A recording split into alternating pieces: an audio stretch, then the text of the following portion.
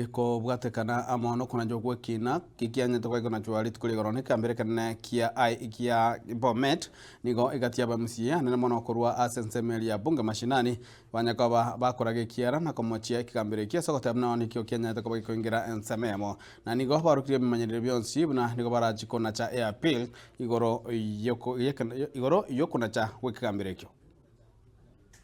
Number 2, como jadi ole bindakwana, ose bindakwana ngako duli nyaya, ne bindawa na siasa wako nyokwana.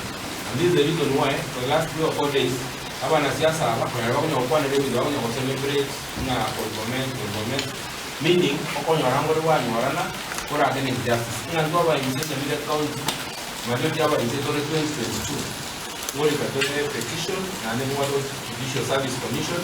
Amano yomo jaji, and the Chief Justice comment that the judiciary has become too corrupt even for the owner of the city. Honorable Nyabaro declared openly that had not decided on that question was based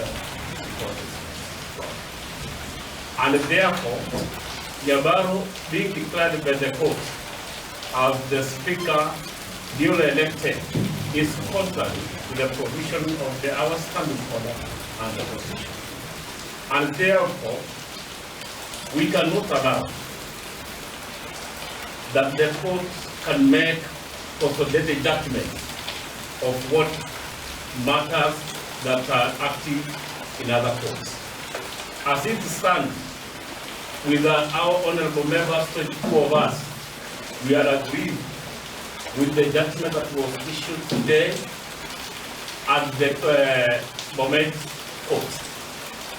I can say purely it's biasness.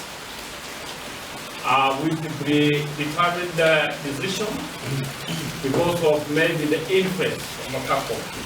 And we want to call upon the Chief Justice, Martha Koome, that the judicial system is now becoming a playboy that everyone can interfere with.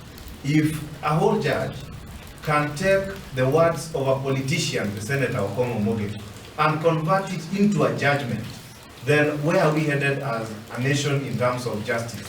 It is only the courts that we run to when everyone else is saying that we are wrong. And in our view, the judgment in Bomet is raw and somehow not considering all the factors that ought to be considered.